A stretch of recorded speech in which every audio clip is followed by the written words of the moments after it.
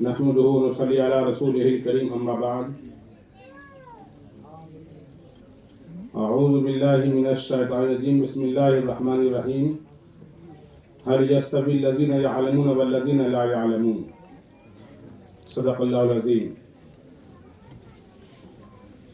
Stage پر بیٹھے اکابر حضرات علماء کرام، وہ معزز دانشوران قوم و ملت، اور سامنے سامعین و سامعات. اسٹیج کے علاوہ بھی جو سامنے ہمارے بیٹھے ہوئے حضرات ہیں، یہ بھی اسٹیج پر بیٹھے ہوئے سے کم نہیں ہیں. اپنے اپنے اندر ایک صلاحیت رکھتے ہیں، اور صلاحیت ہی کو لے کر آپ حضرات یہاں موجود ہیں، آپ حضرات مدعو کیے گئے ہیں. اس وقت بھائی معراج صاحب نے جو NGO یا جو تنظیم قائم کی ہے، ماضی کی تنظیموں پر ہم غور کرتے ہیں. بہت ساری تنظیمیں، بہت ساری NGO بنے ہوئے ہیں. لوگ آئے دن بناتے رہتے ہیں، بنائیں گے بھی آئندہ. لیکن آپ نے ایک نمایاں کام انجام دیا ہے. ایسی آپ نے ترتیب قائم کی ہے کہ یہ پہلی NGO ہے کہ جس میں آپ نے علماء کو شامل کیا ہے، اور بڑی تعداد میں شامل کیا ہے. اس اعتبار سے آپ لائق صد مبارکباد ہیں کہ جتنے طبقے ہمارے درمیان ہیں، اور جن طبقوں کی ہمیں ضرورت ہے کسی بھی کام کو آگے بڑھانے کے لیے، کسی کام میں کامیابی حاصل کرنے کے لیے، کسی مقصد میں کامیابی حاصل کرنے کے لیے، آپ نے اس میں کوئی کسر نہیں چھوڑی ہے. اس اعتبار سے ہم اپنی جانب سے اور اپنی پوری ٹیم کی جانب سے آپ کو دل کی گہرائی مبارکباد پیش کرتے ہیں. بھائی معراج صاحب آج سے ہفتہ اشرا قبل ہمارے نبی کریم تشریف لائے تھے مفتی وسیم صاحب کے ساتھ، اور انہوں نے پہلی ملاقات میں جو ہمیں متاثر کیا وہ یہی باتیں تھی کہ میں نے مولانا آپ اپنی تنظیم کے ساتھ ہم نے آپ جیسے علماء کو شامل کیا ہے، جس کی زندہ مثال یہ ہے کہ مفتی وسیم صاحب دامت برکاتہم جو ناظم تعلیمات ہیں مظہر شمس العلوم شاہدرہ کے، آپ اس NGO کے اس تنظیم کے سرپرست اعلیٰ ہیں. آپ کی سرپرستی میں یہ کام آگے بڑھ رہا ہے، اس سے بڑی خوشی حاصل ہوئی.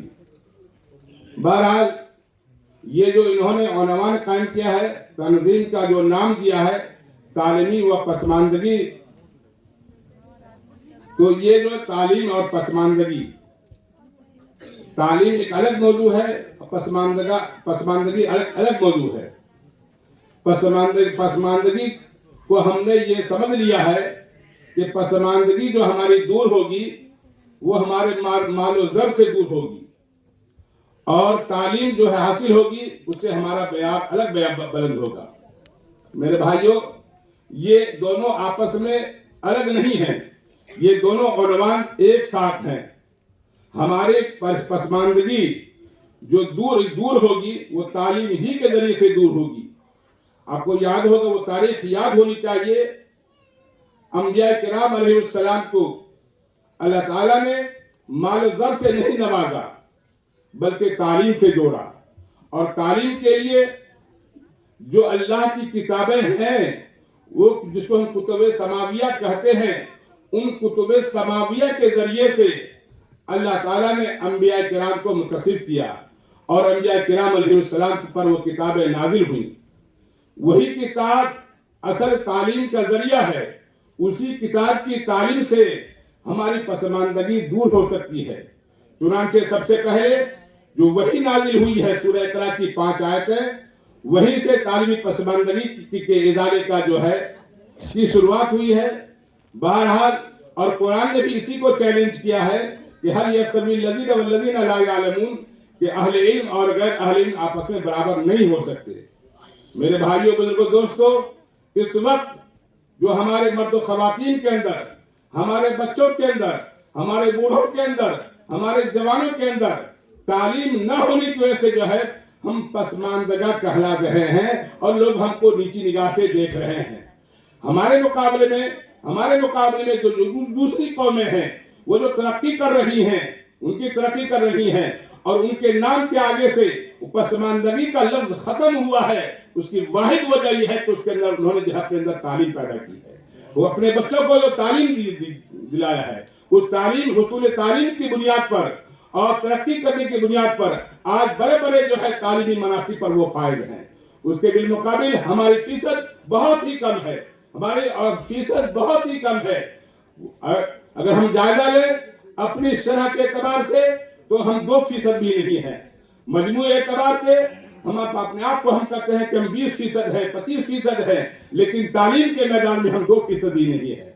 जरूरत यह है कि पसमानदगी को हम खत्म करना चाहते हैं। पसमानदगी खत्म करने के लिए सबसे पहले हमको तालीमी मैदान में आगे आना होगा। हम मुबारकबाद देते हैं दिल की गहराई से भाई मेराज साहब को, आपने जो कोशिशें की हैं और जो आपने मेहनतें की है और आपकी मेहनत के लिए ये बड़ा मजमा जमा हुआ है। इस मजमे के अंदर सारे तबकात के लोग मौजूद हैं। अल्लाह करे कि ये जिम्मेदारी आपके जरिए से हमारी पूरी हो और जो हमारी कमियां और हमारी खराबियां हैं वो भी दूर हो। बहुत बहुत शुक्रिया। अस्सलाम वालेकुम। जज़ाकल्लाहु खैरल जज़ा। माशाअल्लाह।